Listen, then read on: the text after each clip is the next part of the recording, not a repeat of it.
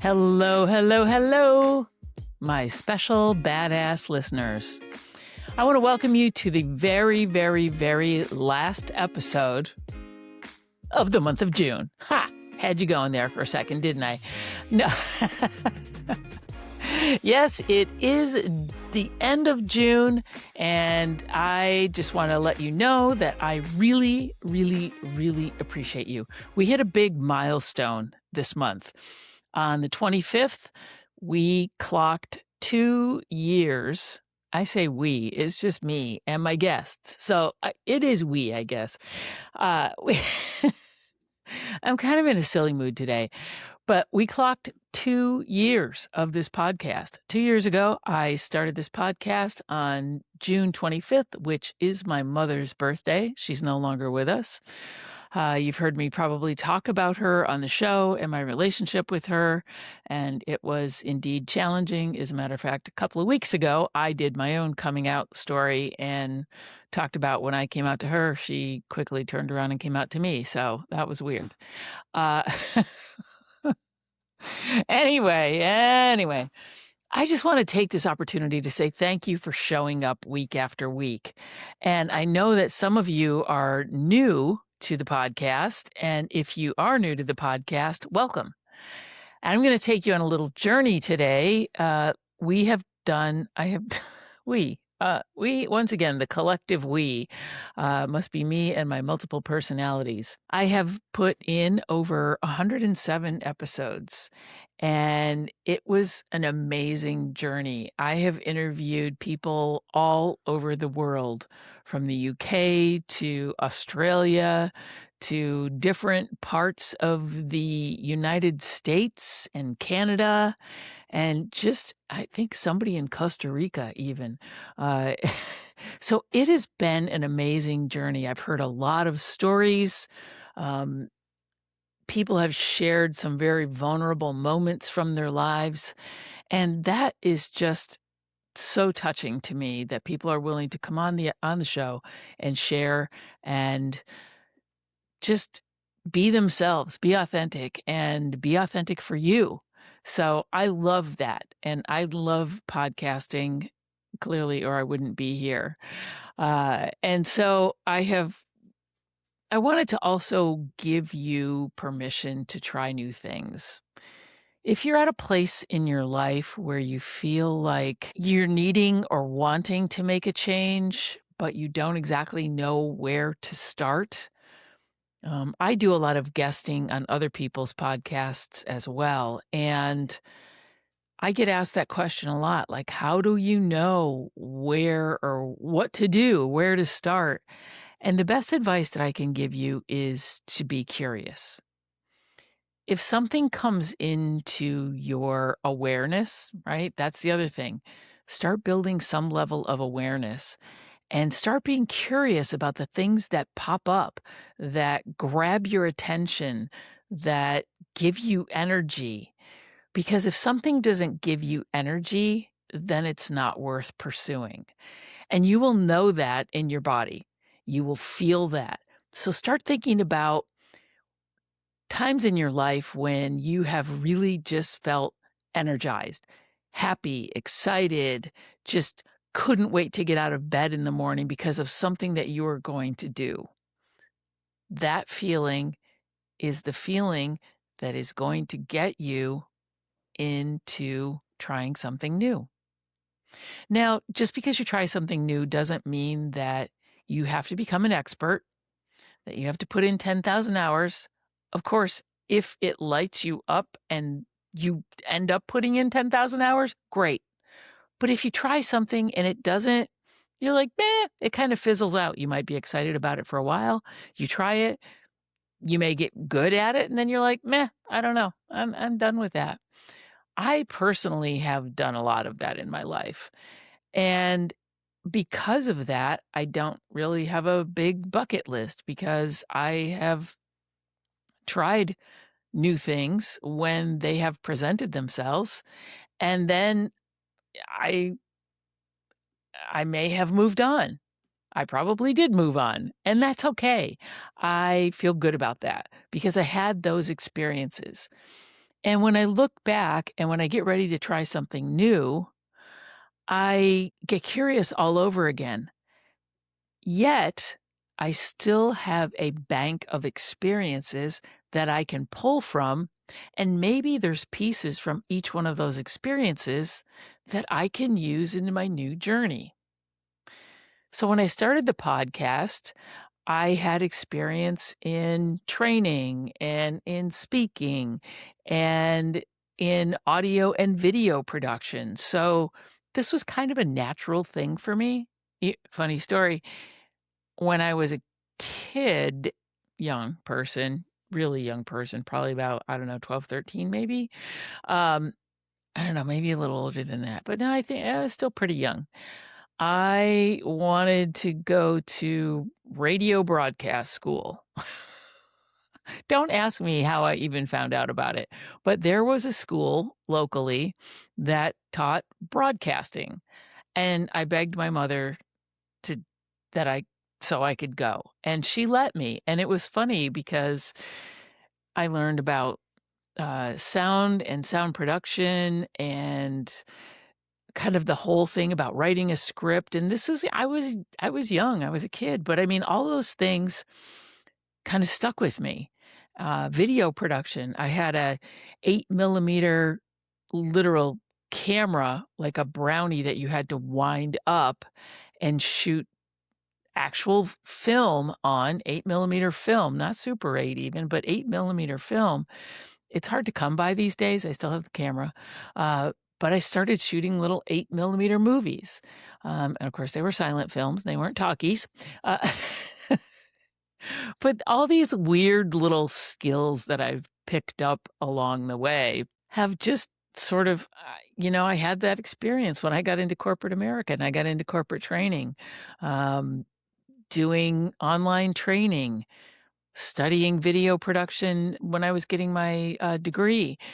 All of these things, it's kind of weird. So here I ended up doing a podcast. The other thing that I'm very curious and very excited about recently is UGC. And I had Megan Collier on my show, and she is a local gal. She's from the Seattle area, and she is a UGC expert. UGC stands for User Generated Content.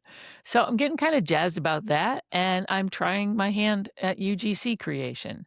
So here's the other thing, folks, for those of you who are Gen Xers, whatever that other, thing is in between that and boomers. I'm sort of on the cusp of boomers. I was born in 59, believe it or not.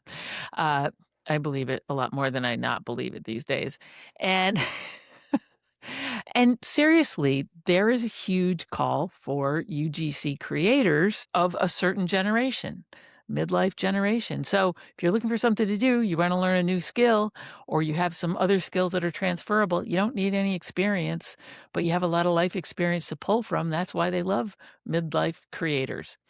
So if you're interested in that, I'll put a link in the show notes. Megan's got a great course. You can kind of dip your toe in the UGC pool and see how it feels to you. Anyway, I'm not sure how I got off on that tangent, but talking about starting new things, talking about bringing your old experiences with you, and just being curious and enjoying your life. This is a time of life that you need to say, hey, I need some me time. This is my time to have fun, to try new things, start painting, I don't know, learn to play the guitar or whatever. This is a lead in to, I'm bringing up an archived episode. One of my very first episodes was with my dear friend, Helena Rogers. Now, Helena is, I don't know, in her mid 70s, I guess. And she is in a band. She was in a band when she was younger that she started with her husband, and the name of the band is Student Nurse. Well, a few years back, they got the band back together and they started playing again, and they're out doing gigs, and now they're releasing CDs and records and all of those things. They play the local Seattle scene. And I went to a record launch that they had in Georgetown at the record shop down in Georgetown, and it was super fun. I mean, she is amazing. If you want to know a true badass, that would be Helena Rogers. And so without further ado, I'm dipping into the archives and I'm going to bring, oh, wait a minute, before I say that, not only is she a musician, she's also an artist. She had a late in life career. I actually hired her when I was working at Boeing to come in and do some tech stuff. She just is like a Renaissance woman. She's amazing and she's a fucking badass. So, once again, without further ado, here is my conversation with Helena Rogers. Please enjoy. And once again, thank you for all of your support. I couldn't have done it without you. I mean, what gets you out of bed in the morning? There's a Japanese word called ikigai. Have you ever heard that before? No, I haven't. What is your ikigai? Like, what is your reason for being? What is your reason for getting out of bed in the morning? Cheerios and coffee. Yeah, you heard it here first, folks. Cheerios and coffee. All right. Speaking of rocking out, thank you so much for joining me today. My guest today is I've known her for a little bit of time. She is a Renaissance woman. She's a serial entrepreneur. She is a musician. She is a self-taught artist and just kind of an all-around badass. Let me introduce Helena Rogers. Helena, thank you so much for being with us today. Yeah, thanks, Sue. Good to see you as always. My buddy, my equine friend. Yeah, my musical artist friend. Yeah. So I met Helena probably about 30 years ago in a very similar situation. A mutual friend of mine and I were doing a video project for school, and we had to do an interview. So we called up Helena and interviewed her at her record store back then. And I want you to tell me a little bit about your record store back in the day. So I said she was a serial entrepreneur. So tell us about your entrepreneurship. So the record store was born out of a resistance to someone else's ideas that we didn't like. And we thought, the hell with that. We can do our own store and do it the way we want. And so my then partner, John, grew up on Mercer Island, so he decided that we should open the store in Bellevue. Well, we decided, he didn't decide. And so that was back in 1976. Ooh. And on the little ledger that we used to handwrite all our sales, I found one of those a few years ago, and on one of the pages we would doodle and write things, and it said President-elect Jimmy Carter. So that's some old shit there. Yes. You know. Serious. We had that store over in Bellevue for about 26 years. What was the name of the store? It was called Roboto Records. What does that mean? It's a musical term that means to play without a beat. So basically, sounds like jazz. Yeah, it's like free form. Like it sounds like nobody knows what they're doing and they're just tuning up, and then all of a sudden everybody will come in right where they're supposed to. Oh, I was going to say it sounded like me for a little bit, because I would sound like I don't know what I'm doing because I don't. So. Oh, you. Yeah. So anyway, we got that going, and John was a great musicologist, still is to this day. He's always reading, always learning new stuff, and he's just a great guy. We brought up a lot of young musicians in the Seattle area. Mark Arm of Mudhoney. What's her name? Oh, good old what's her name? The famous one. Of Sleater Kinney, Carrie Brownstein. Her. Used to come in. And Carrie, if you're listening, she knew what she was talking about. Yeah. And Penelope Houston of the Avengers, and so it was just like but these were all teenagers at the time. So you've been in the Seattle music scene for a while now. Were you also playing at that time? Yes. In fact, here we have the first single that we put out in 1979. For those of you who are following along on YouTube, if you're listening in your headphones, you can't see, but she's holding up an actual 45 from, what was the date on that? 1979. Nice. That is a classic. And what's the title of that song? It's so there's 3 songs on it: Snow, Disco Dog, and Lies. Ooh. Lies is the song we actually still do with the band. And what's the name of the band? It's called Student Nurse. Awesome. How did you come up with that name? The The $10 better million question is, how do you lose that name without losing your branding? Yeah. So John, who was also the drummer at the time, Uh-huh. he came up with the name. And it just kind of, once you start with a name, you just have to stick with it. Yeah. Unless you're like, so there's a lot of bands that keep changing their names, which Yeah. is a brand in and of itself, but we just stuck with the same name. I love it though. Student nurse. Okay. Got a lot of interesting potential there. Yeah. It is graphically, it does bring some ideas to mind. So Yes. it's kind of good that way. So tell me what back then or even now, what would you consider is your genre or your style of music? So there's a genre called Zolo, which is kind of a little bit of punk rock, power pop, and then some avant-garde thrown in. Okay. And so it's kind of, it's not straight up punk rock.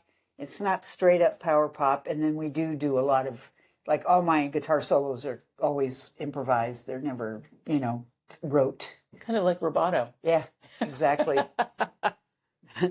I think it's my learning deficit.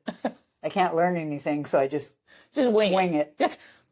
Nothing wrong with that. No, Nothing well, wrong it with works that. for me. So how long were you playing as a band, as the original Student Nurse? I think we were going for about 4 years. Okay. Yeah, and then we played lots of gigs. There is a website. It's studentnurseband.com if you want to go. Was that the orig or is that new? That's new. Okay. Yeah. And that's it's got all old stuff on there too. It's got all these posters that I hand printed, which incidentally I hand printed these covers for this 45 that we're holding up. And it's got, names of all the venues that we played and just tons of little information that's kind of fun to look through. That's cool. Yeah. We'll put that in the show notes so that people can find out where you're playing. So tell me so now let's fast forward. There's a bunch of stuff in between that I want to touch on as well, just because you are, you have come to a lot of new things in your life later in life, like going back to school to learn tech, right? And when was that? That was in about 2003, I think it was. Okay. So yeah, I was sporting the 50s by then. And I just woke up one day and said, oh, I know what I want to be when I grow up. It was something Good for you. What was it? It was something that I had a real affinity for computers. I sort of figured them out kind of easily. And so I thought, this doing websites and stuff could be kind of cool and kind of fun. And so I took that on and powered through it, and I did pretty good, and then I you had a little sub-career in tech, and because I know I brought Helena in to work with me at a large airplane manufacturing company that shall remain nameless. And you were like kicking ass and taking names. Yeah, just, you just, whatever's on the plate, you just plow through it. And, I don't think about it too much. I don't worry about it. I'm kind of like, a lot of my friends that I have are, think very long and hard about all these things that they do. And they, and I just like, just start doing it and learn as you go. It's the only way you're going to learn it anyway. You can't sit there and spend 4 or 5 years looking through books trying to figure out how something works. By the time you've read it, it's all different. Right. So analysis paralysis. Yeah. And I think a lot of people, and the thing is, I totally agree with you on that. And I think you and I are very much the same in that regard. It's just like, just do it and learn it and enjoy it. Enjoy that process of learning something new. Yeah. So once again, learning something new. So you did you had your tech career. Right. Now, you didn't still have the record store at that time. You had... they did overlap a little bit. Okay. For a couple of years. And then once I sort of got my feet under me in the tech thing, I thought, well, oh, my God, this is like positive cash flow instead of just money going, circling the drain constantly, running my own business, which actually ended up lasting for 31 and a half years. That's amazing. So, yeah, and then I did the tech thing for a few years. And then I actually went back to school again in 2016, maybe. Okay. And got another tech degree in web design. Okay. Yeah. Okay. Which as soon as I walked off the campus, I threw the diploma behind me and said, never mind. You say, sometimes you don't even need it. It's more about like the proof is in the pudding, right? Can you do this or can you not do it? And it was an opportunity to get the education on somebody else's dime. And yeah, nothing wrong with that. Yeah. So, and it was fun. I learned a lot. And yeah.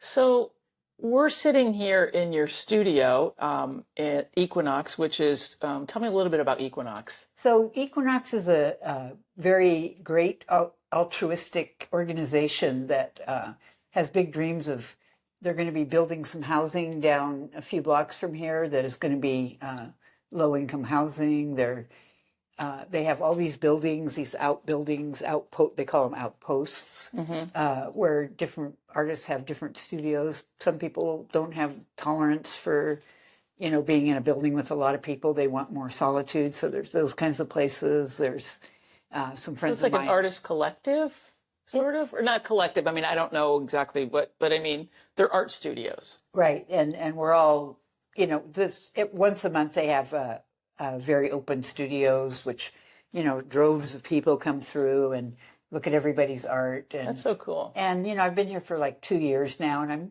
I'm starting to build some community. It took a while, but yeah, because I was over across the street where I was a lot more isolated, but yeah, so it's been great. And well, we're surrounded by your artwork here, yeah. And I know that you weren't. I mean, you were always a musician, so you have that artistic nature about you. And then when did you decide to just take up painting, and what did you start with? Because I know you do oils now, so tell me. Yeah, so I had a living situation that wasn't tenable, so I got myself a little apartment, and I was feeling a little bit like, I need something to do, and when I come home from work, and so I decided that maybe painting would be fun, so I went down to the art supply store and bought a bunch of watercolors. And, watercolor. Yeah. Don't start with anything easy. Yeah, well, and I was like, so I started doing little paintings, and I was getting some positive feedback,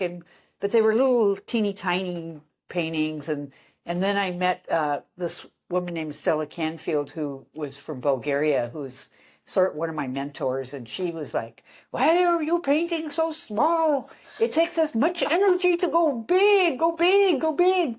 That's how she talks too. And I was like, okay. And so then I started painting bigger, and then a friend of mine named Mary Lamry is an oil painter, and she's an extraordinary painter. She really is. She's an impressionist painter, and I went to see a few of her paintings at the Seattle Art Museum rental gallery. Oh, okay. And when I just stood in front of them and I said, that's what I want to be doing. It was all just this beautiful saturation and texture. And so I drove from there straight to the art supply store. I love it. All oil paints, brushes, canvases, never looked back. Yeah. Well, your work is amazing, I will say. And I was just blown away when I started seeing your work, evolve. And I'm sitting in your studio surrounded by your work, and it's so different. Every piece is different. You have a mix of styles, I think. Yeah. And I think that that's really cool, because I think a lot of artists kind of get, in one thing, and they do that one thing really well. But I love that you just kind of, what is your process? What is your artistic process? Well, it varies. Sometimes, like a painting like this one. So we're looking at a painting now for those of you who are on the YouTubes, or go to the YouTubes and you can see her. This one's called I Once Loved You. Oh, I Once Loved You. It looks a little dark, I'm just saying. Well, it is. So it was kind of born of grief. So, yeah. But it was just, I just did it with starting with just like a ground of some burnt umber, and then I kind of like to let things drip a little bit, and then ideas just sort of create themselves. Yeah, And I love that. so that's one process that I have that I do, and then I have other processes where I do more literal things. You do some landscapes, you do some sort of geographic shapes and so forth. Yeah. I mean, you do a little bit of these are everything. kind of geometric types of things, but they're all, I think I gravitate mostly toward abstract, but I do occasionally do some portraits, and Oh, that's cool. and I've done I did a big painting of a friend of mine's dog for her, Oh, nice. and she just loves it, and so different little things. But I don't know. I just like an idea will just pop in my head, and then I'll just do it. I won't. I mean, sometimes I think, oh, these canvases that I use, these gesso boards are like almost $100 a piece, and then come in here and I plop one on the easel, and I'm like, oh my God, I got, it's all white. What the hell? What am I going to do? But I just, I've learned that I can paint my way out of most any corner to a degree of satisfaction for me personally. That sounds like a quote like a life quote. I can paint my way out of any corner to some degree of satisfaction. Yeah. Was that what? I like that. That's going to go in a cocktail napkin or something. Or a T-shirt. A T-shirt. I can paint my way out of almost any corner. I like that. Yeah. So those are words to live by. And it's kind of freeing, because it's like, I've got this thing up here, and I'm just like, oh yeah, okay, well, it's looking a little sloppy right now, but I know that I can do that. By the time I get to where I want to go with it, I'm going to be happy with it. And so it takes away that burden of putting something on a white canvas that costs a lot of money. Well, yeah, and I think, writers have the same thing, where it's like you get this fresh piece of paper in front of you, and it's like, what am I gonna, what am I gonna start with? What am I gonna put down there? So I love that you just sort of let the canvas speak to you and let the painting just emerge from that, and be okay with what turns out, or painting yourself out of the corner, or rather than painting yourself into a corner. I mean, I think that and that, like I said, that's a good way to be in life as well, is to just be like, hey, what is the worst that can happen? Okay, I spent $100 on this canvas. I mess it up. Well, I can paint over. I can start over, right? Or I can just keep layering things on. Yeah, you just keep going. Yeah. I never paint over. I just keep going. Yeah. And then, something will occur to me out of, I'll be like just working on it, and then I'll have some idea, and it'll be like, yeah, Cool. And, sorry. You mentioned writing, and so I am a writer also, and so it is the same thing. But writing is a little bit tougher for me to get going on, and I would like to be able to, translate some of this freer, easier stuff to my writing. But I do write all the lyrics. Well, I was just going to say, so the writing aspect of it is it goes back once again. Now we're full circle, right? There's that whole creative circle. Writing, painting or drawing, that type of art, making music. So do you write the music and the lyrics, or I like it a collaborative thing with your band members? It's a little bit of a mix, but sometimes I'll have a chord structure that I've worked on, and write the lyrics to that, which actually is I was thinking about that yesterday, that I'm actually a little bit more successful with that process than with trying to write lyrics than the chords. But then music really, and then lyrics. Yeah. Oh, okay. Interesting. But I really like to keep the boys in the band happy, and give them opportunities to insert their creative voice into what we do. And well, it's a team effort. Yeah, it is. It is, when it comes right down to it. If you anytime you starve somebody of their creativity, they're going to lose interest like that. So it's like. So it's a lot of fun to just let them go, and it takes quite a bit of work to get a song worked out.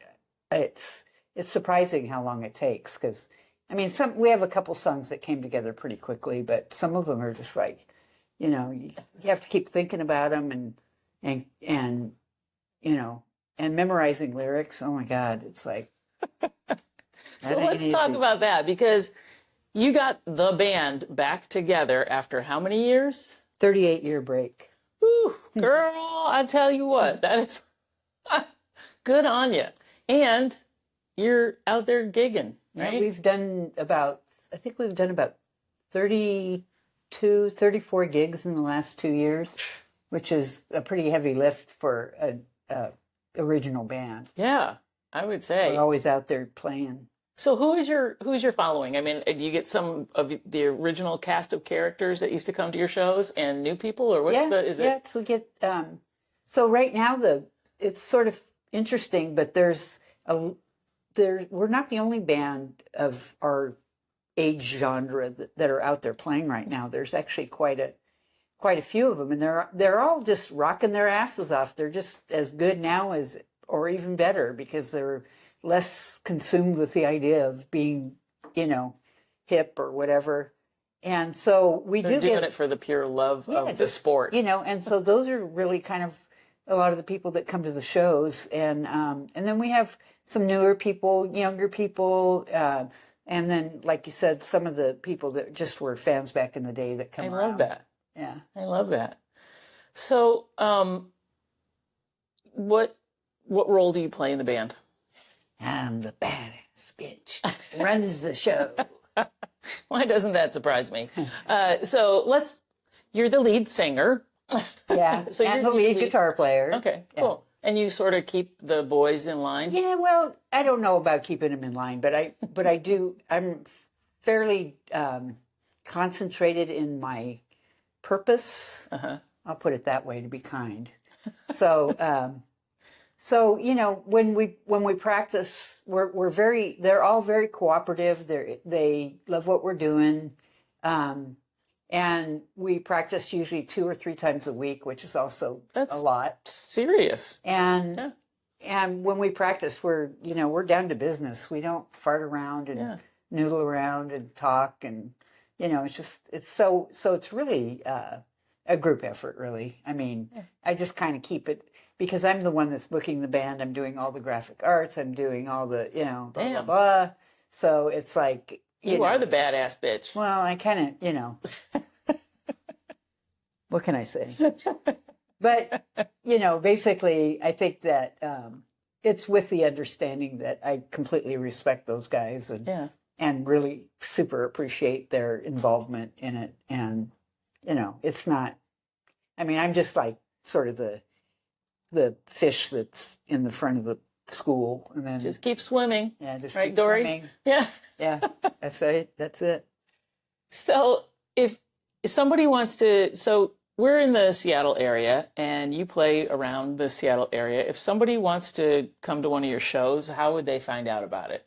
So we do have a group page on Facebook that's Student Nurse, and it's all capital letters. You have to do that, or you'll get like a billion Student Nurse groups. It may be a little on the creepy side, but anyway. Yeah, so all caps, Student Nurse. We're very socially media active, so we're always putting up our events, and awesome. We have a very large slew of events coming up this summer. So just keep checking. Any outdoor venues or? Yeah, we're playing here actually. Oh, Equinox. Awesome. In August they have a big open studio where they close off the streets. They have marching bands, food trucks. That's cool. Yeah. So we'll be hitting the stage here at about 4:00 because we have a gig later that night. Damn. Up north. I was going to say, because I got to get home and get to bed. No, that would be me. That would have been me 2 years ago. Like, oh man, how am I going to stay up? I'm usually like in bed by 6:00. And now I'm like out there going out to clubs and hanging out and listening to music. And it's pretty fun. I mean, it comes and goes, but. Yeah. Yeah. So what about your artwork? Do you have, I don't know that do you have any shows coming up or anything? I don't right now. I realized. Artwork online? Do you have an art site? No, I don't. Oh, well, there you go. There's a project for you. Yeah, I know. And I'm a web person, and I can't seem to get my shit together to make my own website. I sit down to do it. Well, you're like the cobbler whose kids are shoeless. Yeah. I sit down to do it, and I just get completely overwhelmed, and I just go, I'll work on it Hire tomorrow. some teenager to do it. Yeah. I'll have it done in half. Actually, I'm going to be talking to somebody down in New Mexico that may want to do it for me. Cool. Yeah, so... So I do have to ask you a question. mhm. How do you, first of all, if you don't want to answer this, that's okay. How old are you? I'm a septuagenarian, so will be soon be 73 years old. All right. Okay. So anybody that's out there listening that thinks you're too old to start something new or do something cool or pursue your dreams, Helena is here to tell you that you are full of the business because you just got to do it, right? Yeah, there's no... And you can paint your way out of any corner. Don't forget that too. Yeah, it's a lot of fun, and you just... I mean, not having to work a job helps right now, but I did work a job up until a year ago, so it's, it comes and goes, but just keep moving, Yeah. I mean, like, what would you advise somebody that, like, wants to maybe try painting or wants to do something? I mean, what gets you out of bed in the morning? There's a Japanese word called ikigai. Have you ever heard that before? No, I haven't. What is your ikigai? Like, what is your reason for being? What is your reason for getting out of bed in the morning? Cheerios and coffee. Yeah, you heard it here first, folks. Cheerios and coffee. Now, basically, I realize that my life and my standards or my methodology is, I'm really pretty random, except for, I have these band practices that are scheduled, but I'll come down to the studio one day or a few days in a row, and I'll be really motivated there, and then I'll be like, something else will be going. I'll have too much to do with all my graphic design stuff, and then I'll be like, oh shit, I've got all these medical appointments. So, it's just like, I just get up every day. Every day's a new day from scratch. Yeah, I like that. Yeah. It's a clean slate. It's a clean canvas. Right. And I say just, like if you want to start painting or doing something, go down to the art supply store, spend a little money and go big. Go big. Cover the go canvas. Don't go small. Don't think about it. Just do some stuff. I love that. But just like sort of general, it sounds like your approach to life is to just, if there's something that interests you, why not pursue it? Right. And go big about it, or don't bother doing it at all. I don't know. Does that sound? That sounds right. Yeah.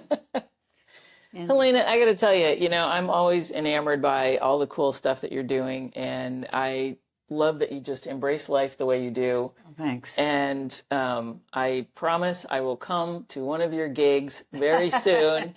I am not a late person myself anymore, but anyway, I will put your band site in the show notes so that people can check you guys out and come to some gigs. And also, you have a new record being released. Oh yeah.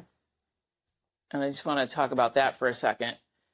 This is a new vinyl we've got here, and it's called Safety Last. I love that. Student Nurse, Safety Last. It's how many songs on this? 8 songs. 8 songs, and it's on vinyl, put out on Wacky Dog Records. Yeah. Is that your own label? Yep. That's your own label. I love that. Very cool. Yep. Well, that's a wrap with Helena Rogers and Student Nurse. I hope you enjoyed today's archival episode. It was really fun to relive that conversation with Helena. She is a badass, and if you're in the Seattle area, do be sure to check out Student Nurse. Tell her I sent you. And if you enjoyed this episode, please share it with a friend, and I will see you next week on Midlife Strategies for Badass Women.